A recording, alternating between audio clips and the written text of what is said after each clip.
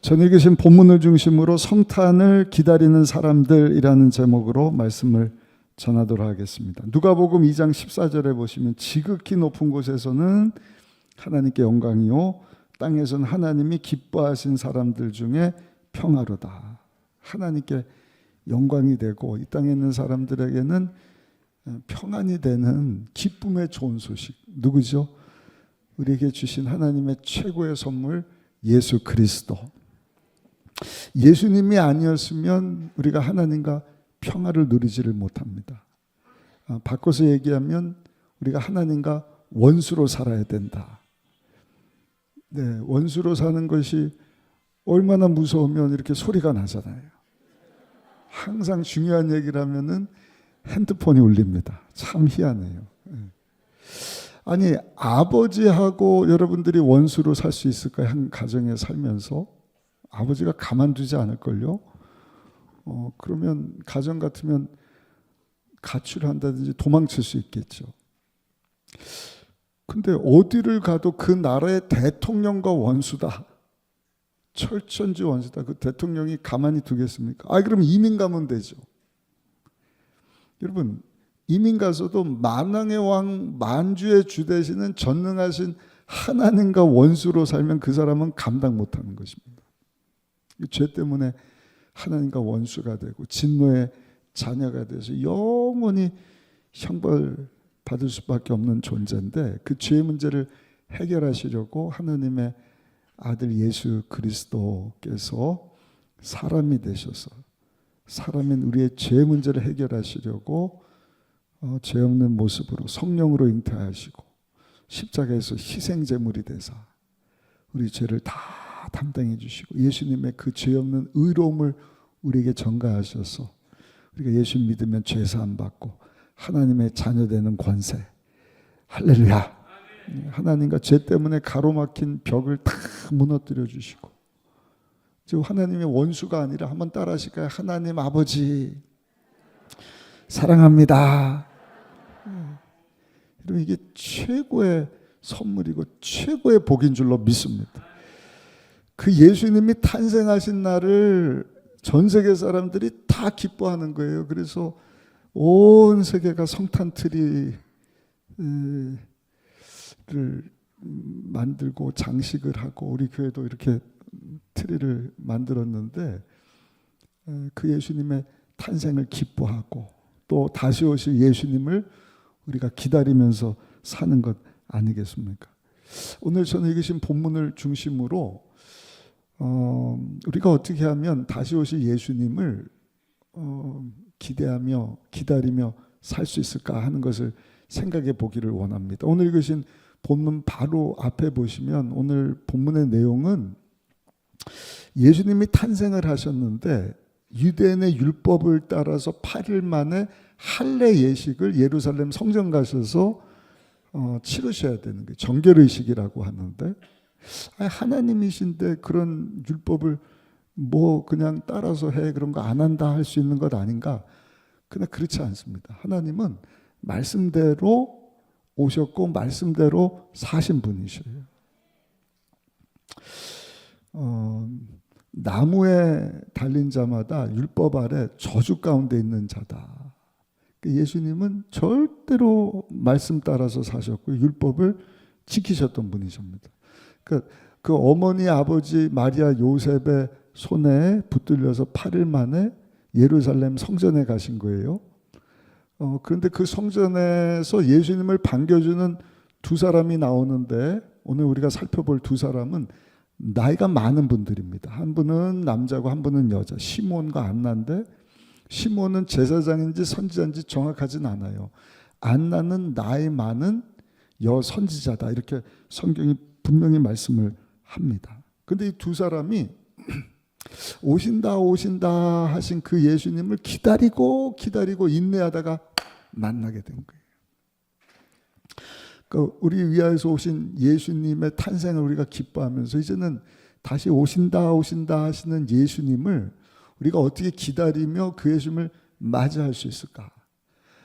첫 번째 오늘 25절에 보면 말씀드렸던 남자 선지자 시몬이라고 하는 사람의 이야기가 나오는데 우리 25절 말씀을 한번 읽어보시겠습니다. 누가복음 2장 25절 말씀 함께 읽겠습니다. 예루살렘에 시몬이라는 사람이 있으니 이 사람은 의롭고 경건하여 이스라엘의 위로를 기다리는 자라 성령이 그 위에 계시더라. 아멘. 의롭고 경건했다. 시몬이라는 사람에 대한 자세한 내용은 여기 외에는 나오지 않는데 여기 보니까 의롭고 경건한 사람이었다. 성경에 의롭고 경건했다는 사람은 말씀에 충실했다는 거예요. 그래서 여기 보니까 의롭고 경건하여 이스라엘의 위로를 기다렸다. 하나님 말씀에 충실해서 하나님의 위로를 기다렸다. 하나님의 위로는 구원자 되시는 메시아를 말씀을 하는 거예요. 구속자로 죄 문제를 해결하실 구약 성경에 예언된 그 메시아 구원자를 시몬이라고 하는 사람이 나이가 들도록 기다리고 기다렸다. 29절 말씀 보시면 29절 한번 읽어보실까요? 주제여 이제는 말씀하신 대로 종을 평안히 놓아 주시는도다. 그러니까 나이가 많아서 하나님의 부름 받기 전에 기다리고 기다리다가 할례 받으러 오신 그 메시아 예수님을 예루살렘 성전에서 시몬이라는 사람이 만났다는 것입니다. 얼마나 감동적이에요.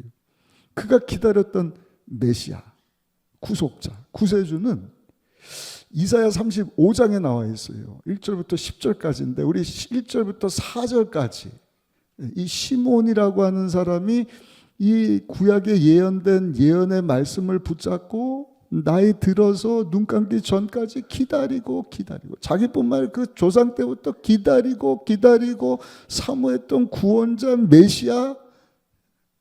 그러니까 우리가 성탄트리 만들고 케이크 나눠 먹고 하고 끝날 일이 아니라 정말 하나님께는 영광이고 하나님과 원수 되었던 우리의 구속자로 죄 문제를 해결하시기 위해 오실 그 메시아를 여러분 이 시몬이라고 하는 사람은 약속의 말씀을 딱 붙잡고 기다리고 인내했다는 것이죠. 우리 이 시몬의 심정으로 한번 이사야서 말씀을 읽어봤으면 좋겠는데요. 1절부터 4절까지 한번 읽어보겠습니다. 광야의 메마른 땅이 기뻐하며 사막이 백합화 같이 피어 즐거워하며 무성하게 피어 기쁜 노래로 즐거워하며 레바논의 영광과 갈멜과 사론의 아름다움을 얻을 것이라. 그것들이 야훼의 영광 곧 우리 하나님의 아름다움을 보리로다. 너희는 약한 손을 강하게 하며 떨리는 무릎을 굳게 하며 겁내는 자들에게 이르기를 굳세어라. 두려워하지 말라. 보라 너희 하나님이 오사 보복하시며 갚아주실 것이라. 하나님이 오사 너희를 구하시리라 하라. 할렐루야. 여러분 이 말씀을 붙잡고 인내하며 기대하려던 때는 지금으로부터 한 2000년 전이잖아요. 암흑기예요. 종교적으로도 희망을 줘야 되는 주의 종들 제사장들이 여러분 타락을 하고 경제적으로도 참 힘들고 정치적으로도 희망이 없는 정말 절망 가운데 있던 어떻게 보면 요즘 우리 사는 시대와 비슷한 거예요. 정치적으로도 그렇고 경제적으로도 이렇게 어려운 이야기들이 오고 가는 이때 어떻게 이 시몬이라고 하는 사람 그 오랜 세월을 기다리고 인내할 수 있었는가? 영원한 하나님의 말씀을 붙잡았다는 거예요. 오늘 이 시대를 살면서 참 쉽지 않은 때를 삽니다. 이러한 때 우리가 믿음 지키고 기다리고 이제는 예수님이 다시 오신다 하셨는데 다시 오실 예수님을 어떻게 인내하며 우리가 기다릴 수 있는가? 한번 따라 하실까요? 하나님의 말씀을 붙잡아야 합니다. 아주 중요한 것입니다. 하나님의 말씀. 네. 그 성경 읽기 우리 성도님들 하면서 이제 신약 뒷부분 사도 바울이 기록한 그 편지의 내용들 에빌골빌, 야고보서, 디모데 전후서, 베드로 후서 이렇게 쭉쭉 유다서, 요한 1, 2, 3서, 계시록 이렇게 살펴보게 되는데요. 제가 짧은 시간이지만 신약을 한번 요약해 드리면 마태, 마가, 누가, 요한복음은 예수 그리스도에 대한 복음이다. 복음은 그리스도에 대한 말씀이다. 여러 번 말씀을 드렸잖아요. 사도행전은 그 복음 되시는 예수님을 온 땅 가운데 성령 받은 자들이 가서 외친 내용이에요. 외칠 때마다 구원받고 교회가 세워지고 그 안에 사도 바울의 전도 선교 여행 이야기가 다 나오죠. 그러고 나서 사도 바울이 기록한 13권의 책이 있는데 13권의 책의 내용은 그 복음을 교리적으로 우리가 믿는 하나님, 예수님, 성령님 누군가, 특별히 유대교에 빠져있던 자들을 향하여서 아주 교리적으로 귀한 말씀들을 사도 바울이 기록을 하고 또 사도행전 통해서 세워졌던 그 교회들에게 사도 바울이 편지한 내용. 히브리서도 유대인들의 반박에서 우리가 믿는 예수님이 얼마나 천사보다 어떤 제사장보다 뛰어나시다 하는 것을 기록한 것이 히브리서거든요. 그런데 그것이 사도 바울이 썼는지 아니면 사도 바울이 쓴 것을 누가라고 하는 의사가 나중에 받아 써서 썼는지는 명확하지 않지만 아무튼 그 책을 포함하면 14권이에요. 그러니까 앞에 5권, 14권 하면 19권이잖아요. 성경 신약성 27권인데 마지막 요한계시록 하면 20권이 되지 않습니까? 나머지 7권은요. 사도 바울 외에 디모데, 누구죠? 야고보, 그다음에 베드로 사도, 요한 1, 2, 3서 사도 요한, 유다서가 기록을 했어요. 요한계시록 기록한 거예요. 근데 사도 바울이 복음은 이것이다 교리에 대한 내용들, 그 안의 내용은 뭐냐? 믿음과 소망과 사랑에 대한 말씀이죠. 야고보서 같은 경우는 믿음으로만 살지 어떤 행위나 유대인의 율법 가지고 죄산받고 구원받는 것이 아니다 하는 것을 막 얘기를 하거든요. 그런데 야고보 사도는 그 믿음과 함께 행함이 있어야 된다. 그러니까 항상 믿음과 행함, 이 균형을 이루어야 할 줄로 믿습니다. 사도 바울은 그 내용을 계속 기록을 하는 거예요. 그러고 나서 아까 말씀드렸던 베드로 사도나 또 유다라고 하는 사람이나 요한 사도는 믿음과 소망과 사랑, 특별히 하나님 예비하신 저 하나님의 나라는 사랑이신 하나님이 우리에서 예비하신 처소니까 믿음 가지고 소망 중에 그 하늘나라를 바라보며 사는데 상 주실 것을 기대하면서 사랑하면서 살자. 할렐루야. 신약을 제가 그냥 5분도 안 돼서 요약해 드렸어요. 중요한 것은 그대로 사는 것입니다. 믿음, 소망, 사랑 가지고 사는 것. 문제는 그게 쉽지 않아요. 특별히 제가 이 말씀 드린 이유는 사도 바울이 젊어서는요, 성령 충만해서 막 권능이 나타난 거예요. 아픈 자에게 손을 얹고 기도할 뿐만 아니라 막 손수건만 던져도 하나님의 역사하심이 막 나타나고. 근데 나중 가서는 그런 보이는 따르는 표적보다는 이 내적인 성령의 열매 맺는 쪽에 사도 바울이 더 관심을 많이 가져요. 그래서 제가 빌립보서 말씀을 전하면서도 In Christ Jesus, 그리스도 예수 안에 거하라. 그러니까 내가 막 열매를 맺고 내가 뭐 하는 것이 아니라 우리가 할 일은 항상 주님 안에 거하는 것입니다. 우리 신앙의 목표는 예수 그리스도, 예수를 따르는 자, 예수님 닮아가기를 원합니다. 아멘을 못하시는 분들은 뭐예요? 예수님 성품을 담기를 원합니다. 예수님 안에 거한다는 것은 나는 죽고 예수로 살기를 원합니다. 신앙의 목표는 예수님 닮은 모습으로 성장. 넘어졌다 할지라도 또 일어나서 성장. 성장하지 않으면 뭐라고 말씀드렸죠? 변질이 된다. 육을 입고 있기 때문에. 그래서 계속 예수님 닮은 모습으로 주님 앞에 설 때까지 믿음에 경주한다는 것은 예수를 따르고 예수님 닮은 삶을 살기를 원하고 교회 안에서도 내가 주인이 아니라 하나님 나에게 주신 모든 것은 뭐예요? 덤이다, 덤. 하나님과 원수였는데 내가 죄 안 받고 하나님 자녀가 됐다. 그 나머지는 다 덤이에요. 우리 옆에 분하고 한번 인사하실까요? 우리는 덤으로 사는 인생입니다. 그러니까 교만할 게 없는 거. 예수님이 언제 교만하라 그러셨어요? 낮아지고 섬기는 자가 되어라. 그것이 사는 것이다. 놀라운 메시지지 않습니까? 그러니까 날마다 예수님으로 살고 예수님만 보여지기를 원하고 예수님이 드러나기를 원하고 그 가운데 하나님의 역사가 때로는 권능으로 나타나기도 해요. 병고침이 임하기도 하고 때로는 우리 속사람이 주님 닮아가고 교회 와서 성도들을 위하여서 봉사하는 것도 누구를 위한 것이다? 주님을 위한 것이다. 머리 대신 교회 공동체인 이 교회 우리 성도들이 어떻게 하면 예수님 닮아가게 할 것인가? 나는 덤으로 사는 인생이니까 내게 주신 시간, 젊은 물질 이를 통하여서 어떻게 하면 내 옆에서 함께 신앙생활하는 우리 가족들이, 이웃이, 세론들이, 성도들이 더 예수님 닮아갈 수 있을까? 그래서 제가 몇 번 말씀드렸잖아요. 저는 우리 순복음을 준비해 성도님들이 다 예수님처럼 됐으면 좋겠다. 자신이 없으시죠? 아멘이 없으시네. 다 예수님처럼 됐으면 좋겠다. 그게 우리 교회의 최종 목적인 것입니다. 근데 사도 바울이 그렇게 편지하고 그렇게 되기를 원한다. 그것이 그리스도 예수 안에서 우리 향한 하나님의 뜻이다 하는 것을 말씀해 주셨거든요. 근데 디모데 후서를 쓸 때쯤은 사도 바울이 로마 감옥에서 에벨골비를 쓰고 이제는 세웠던 교회 방문하고 다시 감옥에 들어간 때인데 찾아오는 사람이 없어요. 아무도 방문을 안 해요.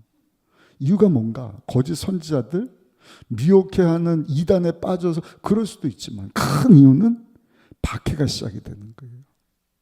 어떤 박해예요? 예수 믿는 성도들을 향한 박해가 무려 250년 동안 60년대 초반부터 AD 303년 콘스탄틴 황제가 기독교를 국교 만들기 전까지 무시무시한 박해, 네로 황제 때부터 시작해갖고요 10번 이상의 박해가 가해지는 거예요. 그러니까 믿음 못 지키는 거예요. 흔들흔들 하다가 에이 다시 돌아가. 못 살겠어. 믿음 잃어버리는 거예요. 여러분 그때는 그런 순교 박해가 있지만 지금은 또 다른 박해지 않습니까? 교회 안에서 내가 믿습니다 하지만 시몬과 같이 다시 오실 예수님 기대하고 기다리는 마음 가지고 우리가 인내하며 믿음 지키며 살아날 수 있을까? 소망과 사랑 실천하면서 살아갈 수 있을까?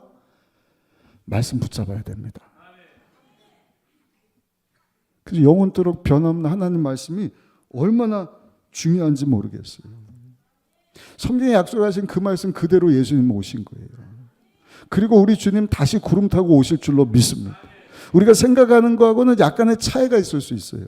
이런 얘기가 있죠. 저도 이제 한 26년 차 결혼 생활을 하고 있는데 초창기 때는 많이 싸웠거든요.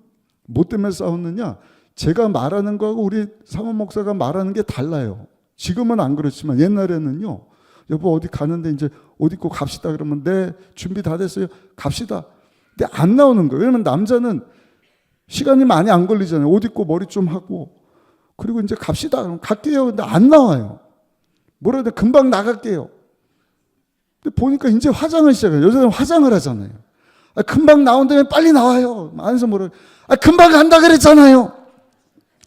그러니까 제가 생각하는 금방하고 아내가 생각하는 금방은 적어도 10분 이상 차이가 나더라.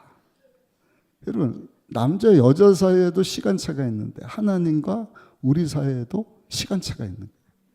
그 간극. 예수님이 성령을 보내주신다. 10일 만에 보내주셨거든요. 보혜사를 보내주시겠다. 마가다락방에서 10일 동안 전혀 회개하며 기도할 때 성령이 임했으니까 예수님 구름 타고 다시 올게. 속히 올 것이다. 그러니까 10일이면 오겠지. 근데 안 오시는 거예요. 하루가 1000년 같고 1000년이 하루 같다. 그래서 아까 말씀드리다가 말았는데 사도 바울은요. 예수님이 더디 오시는구나. 그래서 디모데에게 편지 쓰면서 교회를 조직하라. 그래서 오늘날도 우리 해마다 임직식을 갔는데 장로가 누가 해야 되느냐, 안수집사가 누가 해야 되느냐, 권사가 서리집사가 누구 해야 되느냐 이게 벌써 사도 바울을 통하여서 2000년 전에 기록된 말씀인 것이죠. 중요한 것은 여러분 시간차는 있지만 하나님께서 말씀하신 그 말씀은요 변함이 없어요. 반드시 이루어지는 줄 믿습니다. 약속의 말씀 붙잡고 여러분 믿음으로 인내하고 견디며 살아가시는 저 여러분들 되시기를 예수님의 이름으로 축원합니다. 두 번째입니다. 그 말씀 붙잡고 인내하며 기다리는 것 어떻게 가능한가? 다른 방법이 없어요. 한번 따라하시게. 성령 하나님이 도와주셔야 됩니다. 25절을 보시면 시몬이 그렇게 나이 들면서까지 이사야서 35장 예언된 구세주 구속자 메시아 예수에 대한 말씀을 붙잡고 막 인내하며 기다렸는데 자세히 보니까 성령 하나님이 도와주셨다. 우리 한번 보실까요? 25절 한번 읽어보겠습니다. 25절입니다. 예루살렘에 시몬이라는 사람이 있으니 이 사람은 의롭고 경건하여 이스라엘의 위로를 기다리는 자라 성령이 그 위에 계시더라. 아멘. 26절도 보세요. 그가 주의 그리스도를 보기 전에는 죽지 아니라는 성령의 지시를 받았다. 누구 지시를 받았다? 성령의 지시를 받았다. 성령이 그 위에 있었고 성령의 지시를 받았고 또 27절도 한번 읽어보시면 성령의 감동으로 성전에 들어가매 마침 부모가 율법의 관례대로 행하고자 하여 그 아기 예수를 데리고 오는지라. 성령이 감동을 주시는 거예요. 하필 그날인 거예요. 언제요? 요셉과 마리아가 할례 정결 예식 하려고 기다렸는데 성령님이 그날 감동 안 주셨으면 그 아기를 못 보는 것 아니겠습니까? 그러니까 시몬이라고 하는 사람은 완전히 성령의 지배받고 성령의 다스림 통치받았던 사람. 그러다가 예수님을 만나게 되었다. 저 여러분들도 약속의 말씀을 붙잡아야 인내하고 기다릴 수 있어요. 근데 중요한 것은 한번 따라합시다. 성령을 받아야 합니다. 성령 충만을 받아야 합니다. 그래야 기다리고 참고 인내하는 거예요. YM이라고 하는 세계적인 선교단체 간사로 일하는 김현식이라고 하는 분인데 예일대학교 교수입니다. 근데 이분 출신은 원래 예일대학교가 아니라 저 평양 사범대학교 교수 40년 재직을 한 거예요. 전쟁 나기 전에 믿음 좋은 어머니가 딸들과 그 아들 전쟁이 발발하니까 딸들은 조금 크니까 남쪽으로 피난 보내고 그 아들 붙잡고 이 성령 충만한 어머니가 기도하며 자식을 양육을 하는데 늘 김현식 아들에게 전해준 말씀은 아들아 예수 잘 믿어야 된다. 예수 잘 믿어야 된다. 근데 그 어머니가 먼저 눈을 감은 거예요. 큰 여러분 공산주의 이 주체사상 가운데 교육받는 사람이 어떻게 예수님을 믿을 수가 있겠어요. 거기다가 여러분 교수가 되기 위해서 그것만 연구한 사람인 거예요. 사회주의, 공산주의. 사회주의, 공산주의는 다른 게 아니라 평등하게 살자. 겉으로는 좋아 보이지만 강압적이거든요. 민주주의가 아니거든요. 있는 사람 거 뺏어다가 공평하게 나눠주자.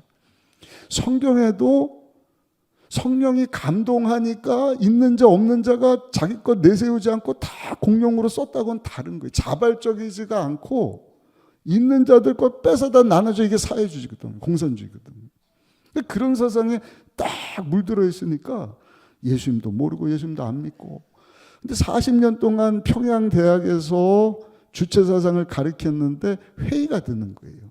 그래서 이분이 러시아로 가서 시간을 보내야지. 러시아로 갔는데 먼저 남한에 와 있던 그 누님 중에 한 분이 시카고로 이민을 갔다가 평양에서 교수하다가 러시아로 갔으니까 야 이제는 만날 수 있지 않냐 해서 비행기표를 끊어갔고요. 러시아에서 그 동생을 만난 거예요. 손 붙잡고 오랜만이다. 사투리가 비슷하네. 어떻게 해야 되지? 하여튼 뭐 그냥 북한 사투리 써가면서 반갑다고. 근데 이 누님이 또 성령 충만한 사람이라 만나자마자 동생에게 묻는 거예요. 동생아, 엄마 살아생전에 우리에게 당부했던 거 기억하니? 뭔데요? 예수 잘 믿어라 그러셨잖아. 너 예수 믿니? 아니요. 예수가 누군데요?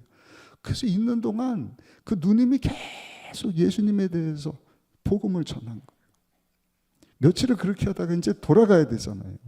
근데도 마음문이 열리질 않으니까 떠나기 마지막 날 저녁에 다시 호텔에 찾아가서 동생 손을 꼭 붙잡고 무릎을 걷어 올리고 이 누님이 자기 양쪽 무릎을 딱 보여주는데 동생 눈이 휘둥그레지고, 왜냐면 보니까 양쪽 무릎에 굳은 살이 꽉 박혔는데 완전 낙타 무릎이라.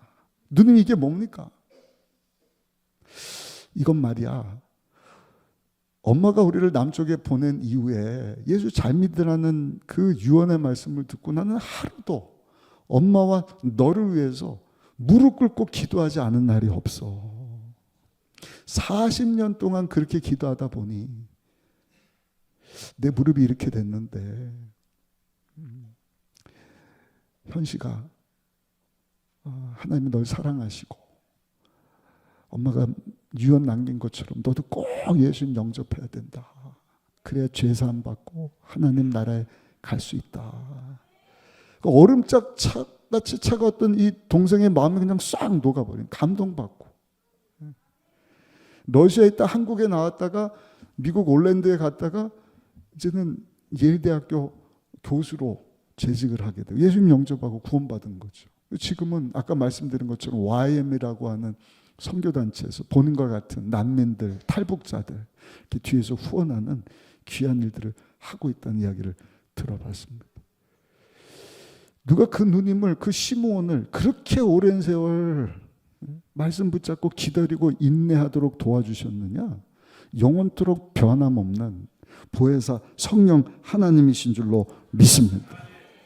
요한복음 14장 16절에 보시면 이렇게 말씀을 합니다. 내가 아버지께 구하겠으니 그가 또 다른 보혜사를 너에게 주사 영원토록 너희와 함께 있게 할 것이다. 오늘도 그 성령님이 우리와 함께하고 계신 줄 믿습니다. 중요한 것은 그 성령 하나님으로 충만해야 돼요. 그 성령님으로 충만할 때 성령님이 하시는 일은 우리로 예수 그리스도를 전하게 하십니다. 내가 성령 충만 방언도 말하고 그러는데 예수님을 전하지 않고 내가 드러나고 하나님을 막 부려먹을, 그거는 잘못된 것이죠. 그거는 성령이 아니라 악령이죠. 항상 예수님을 전합니다. 성령 충만한 사람. 은사를 주시는 이유도 복음을 전하고 봉사일을 하게 하시려고 성령님이 역사하시는 거예요. 그리고 성령님은 죄에 대하여 무섭게 책망을 하시는 거예요. 거룩하신 분이시기 때문에. 너 죄 지면 안 되지. 생각이 됐든 마음이 됐든 입술이 됐든. 그래서 예배 가운데 먼저 예배자가 돼야 돼요. 그래야 이 세대를 본받지 않고 하나님이 기뻐하시고 선하시고 온전하신 뜻을 따라 살게 하시는 것입니다. 책망하시고 그리고 우리를 인도해 주시는데 한번 따라 하실까요? 나에게 꿈과 용기를 주십니다. 사도행전 2장 17절입니다. 하나님이 말씀하시기를 말세에 내가 내 영을 모든 육체에 부어주리니 너의 자녀들은 예언할 것이요 너의 젊은이들은 환상을 보고 너의 늙은이들은 꿈을 꾸리라. 그래서 여러분 성령 충만을 사모하셔요. 성령 체험이 없는 분들은 회개하시고 성령님 인정하고 환영하고 모셔드립니다. 약속하신 성령님 나에게도 임하여 주옵소서. 나를 내어 맡깁니다. 특별히 힘들고 어려운 중에 있는 분들 잘 되셨어요. 창세기 1장 2절 성령 하나님이 언제 운행하시는 거예요? 모든 것이 공허하고 땅이 혼돈하며 어둠이 가득할 때 그때 성령 하나님이 수면에 운행하시더라. 그러니까 여러분들이 문제 가운데 있다. 그때가 성령 하나님을 체험할 때입니다. 몸에 아픈 분들 그때가 성령 하나님을 초청하고 체험할 기회인 거예요. 인정하고 환영하고 모셔드리시기를 예수님의 이름으로 축원합니다. 오셔서 여러분들 도와주시는 거예요. 영원토록 고아처럼 버려두지 아니하시고 복음을 전하게 하시고 사명을 감당하게 하시고 하나님께 영광 돌리는 삶, 무엇보다 시므온같이 영원토록 변함없는 하나님의 말씀을 사랑하게 하는, 그리고 그 말씀에 순종하고 그 말씀대로 이루어졌고 이루어지고 있고 앞으로도 이루어질 것을 믿고 영원한 한나라 소망하며 믿음, 소망, 사랑 실천하는 삶을 성령 하나님께서 살도록 도와주시는 줄로 믿습니다. 또 한 사람이 나오는데 안나라고 하는 여자 선지자인데 이분도 나이가 많은 분이에요. 우리 36절부터 37절까지 한번 읽어보시겠습니다. 36절 37절입니다. 또 아셀 지파 바누엘의 딸 안나라 하는 선지자가 있어 나이가 매우 많았더라. 그가 결혼한 후 7해 동안 남편과 함께 살다가 과부가 되고 84세가 되었더라. 이 사람이 성전을 떠나지 아니하고 주야로 금식하며 기도함으로 섬기더니 아멘. 안나라고 하는 여자 선지자가 남편하고 결혼했는데 남편이 7년 만에 죽고 84세가 될 때까지 또는 84년 동안을 메시아를 기다렸다는 것입니다. 근데 어떻게 그렇게 인내하고 기다릴 수 있었느냐? 비결은요. 38절에 나와요. 37절에 나와요. 여기 37절 다시 한번 읽어보시면 37절 말씀 같이 읽어보겠습니다. 과부가 되고 84세가 되었더라. 이 사람이 성전을 떠나지 아니하고 주야로 금식하며 기도함으로 섬기더니 할렐루야. 예배 가운데 사모했다. 제가 늘 말씀드렸잖아요. 다윗이 시편 84편 5절에 보니까 주 앞에서 쉼을 얻는 자가 그 심령이 시온의 대로와 같은 자가 복이 있도다. 어디서 성령의 기름 부으심을 우리가 받는 거예요? 어디서 보혜사 성령 하나님을 체험하는 거예요?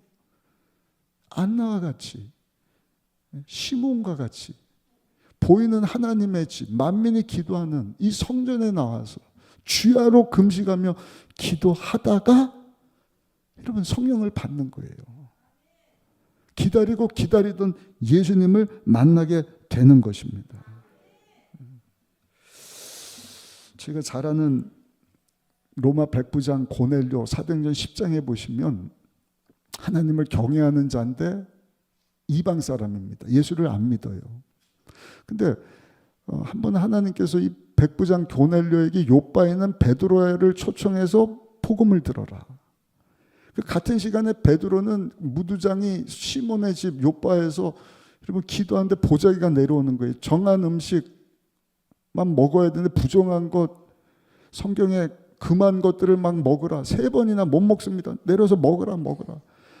근데 똑같은 시간대 이 고넬료가 보낸 2사람이 와서 선생님 2차에서 와서 우리 주인님 좀 만나 주시오. 가서 보니까 이방 사람인데 복음을 듣고자 하는 거야. 그 보여주신 환상이 이제는 예루살렘뿐만 아니라 온 유다 사마리아 땅끝 이방인들에게까지 전하게 하시려고 나에게 그 환상을 보여주셨구나. 그래서 베드로가 한 일이 뭐예요?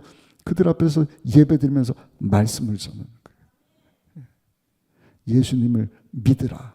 그러면 죄사함을 얻게 될 것이다. 놀라운 역사. 예배드리고 말씀 듣다가 여러분 성령을 받아요. 이방인들이 방언을 말하고 하나님께 영광을 돌리니까 모든 사람들이 이게 무슨 일이야? 다 놀랐더라. 성경의 말씀을 합니다. 여러분 어떻게 성령 받느냐? 다른 방법이 없어요. 사모해야 돼요.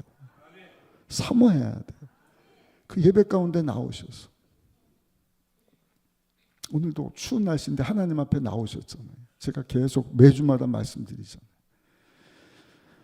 여기서 예배자가 되셔야 돼요. 담임 목사부터. 그냥 종교활동으로 끝나지 않으려면 먼저 예배를 드려야 돼요. 그럴 때 우리는 이 세대를 본받지 않습니다. 이 시대는 환경 조건을 보이는 것만 가지고 결론을 얘기하려고 그래요. 근데 하나님은 아니, 너 먼저 네 삶을 하나님 앞에 드리라. 이것이 영적 예배다. 예배자로 하나님 앞에 나와서 말씀을 드릴 때 하나님이 성령으로 임하셔서 우리를 만나주시는 거예요. 변화시켜 주시는 거예요. 우리 생각을, 마음의 태도를. 연말인데 입으로는 사랑해야지 안 되는 거예요. 근데 예배 드릴 때 성령 하나님이 우리의 마음을 움직여 주시면 눈물 흘리면서 먼저 찾아가는 거예요. 잘못했어요. 똑같은 고난인데 생각을 바꿔주시. 이거는 문제가 아니라 하나님이 축복을 가져다 주시는 지금 감춰진 축복의 보따리구나. 마음 상태, 신앙의 상태만 바꿔주시는 것이 아니라 때로는요 몸의 병도 고쳐주시는 거예요. 그러니까 예배 가운데 하나님께서 부어주시는 그 놀라운 축복하심은요 우리 생각을 뛰어넘는 것입니다. 알지 못하는 크고 놀라운 일들. 그 기대가 되는 거. 오늘 아침에도 하나님이 여기 하나님 앞에 나온 성도님들 어떻게 만나 주실까. 중요한 것은 여러분들 만나 주시고 말씀하실 때 아멘하고 순종하면 거기 변화가 찾아오는 거예요. 최고의 변화. 개인뿐만 아니라 가정이 변화돼요. 여러분 직장 사업장이 변화돼요. 때로는 병든 몸이 치료가 되는 것입니다. 하나님의 기적이에요. 그게 뭐예요? 하나님이 기뻐하시고 선하시고 온전하신 뜻이지 않습니까? 그러니까 안나는요 84세가 되도록, 아니 과부되고 84년 동안 계속 금식하면서 하나님 앞에 나와서 예배드리고 기도하고 기도하다가 마침 그때에 할례 받으려고 온 그 예수님을 딱 만나게 되지 않습니까? 얼마나 기뻤던지. 38절 한번 읽어보겠습니다. 38절 같이 한번 읽어보겠습니다. 마침 이때에 나와서 하나님께 감사하고 예루살렘의 속량을 바라는 모든 사람에게 그에 대하여 말하니라. 마침 이때는 금식하며 기도하는 때예요. 그때 그 구속자 예수님을 데리고 왔던 마리아 요셉을 만나고 거기 예배드려 왔던 그 사람들에게 감사하면서 여기 보니까 뭐라고 말씀해요? 그에 대하여 말하니라. 이분이 메시아다. 이분이 기다리고 기다리다. 죄 문제를 해결하시고 하나님과 원수되었던 우리의 그 담을 다 헐어주시고 하나님의 자녀 되게 하시고 하나님의 진노가 아니라 예배하신 하나님의 저 영원한 천국을 소유하고 하나님 나라 모든 예배하신 영원한 하나님의 상속, 그게 우리가 뭔지는 모르지만 아무튼 엄청나요. 믿는 분들은 아멘. 그것을 다 유업으로 얻을 뭐다 상속자가 되었다. 그러니까 가슴 좀 피셔요. 가슴 좀 한번 펴셔보세요. 그래서 베드로 사도는 소망을 얘기하잖아요. 믿음, 소망, 사랑. 어떤 소망이에요? 너희는 택하신 족속이야. 왕같은 제사장의 거룩한 나라에 소유된 하나님의 백성이 되었다. 가슴 펴고 살아라. 특별히 이는 어둠 가운데 있던 너희를 빛 가운데로 인도하게 하신 하나님의 아름다운 덕을 선포하게 하려 하십니다. 꼭 중요한 얘기하면 이렇게 했어요. 하나님이 주시는 메시지 같아요. 기억하십시다. 믿음, 소망, 사랑 가지고 여러분 인내하면서 살 수 있는 비결, 말씀 붙잡는 것이다. 그 붙잡게 하신 분 성령 하나님이시고 성령 충만 받기 위해서 예배를 사모하시고 예배 가운데 나오셔서 떼굴떼굴 굴르면서 회개하셔야 돼. 사도행전 1장에 예수님 승천하시고 성령 주시겠다. 그 말씀 붙잡고 저들이 한 일이 뭔가 10일 동안 전혀 기도한 거예요. 사모하면서 회개하고. 1907년 저 평양 대부흥운동뿐만 아니라 현대사에 일어났던 모든 부흥은요 회개부터 시작합니다. 모여서 예배드리고 말씀 듣다가 회개하고. 저 에스베리 켄터키도 똑같고요. 여의도 순복음교회 똑같고요. 어제나 오늘이나 영원토록 동일하신 성령 하나님은 오늘도 살아계시는 거예요. 우리 하나님 앞에 모여서 이 시간도 회개하며 사모하며 하나님 앞에 기도하며 그 성령 하나님 우리 가운데 오셔서 우리로 인내하게 하실 줄 믿습니다. 믿음 지키게 하실 줄 믿습니다. 경제가 어떻고 환경이 어떻고 다시 오실 예수님 우리가 소망 가운데 바라볼 수 있게 하시는 거예요. 아직 안 돌아온 자녀들에 대해서도 여러분 인내하게 하시는 거예요. 아직 풀리지 않는, 응답되지 않은 그 정말 어려운 여러분들 기도 제목도 예수님이 뭐라고 말씀을 하셨어요? 너희가 내 안에 거하고 내 말이 너희 안에 거하면 무엇이든지 원하는 대로 구하라. 그리하면 이루리라. 할렐루야. 수고하고 무거운 짐진 자들아 다 내게로 오라. 내가 너희를 쉬게 하리라. 기도 제목 응답에 대해서도 인내하게 하시는 거예요. 성령을 받아야 됩니다. 충만을 받아야 됩니다. 오늘 이 자리가 성령 받고 성령 충만 받고 인내 가운데 믿음으로 다시 오실 예수님, 성령님 보내주신다. 예수님이 오신다. 예언된 대로 오셨어요. 성령을 보내주시겠다. 보내주셨다. 여러분 우리 가운데 오신 줄로 믿습니다. 예수님 다시 오신다. 반드시 오실 거예요. 오늘 주신 말씀 붙잡고 믿음으로 여러분 인내하며 주 영광 위해서 살아가신 우리 모든 성도님들 다 되시기를 예수님의 이름으로 축원합니다.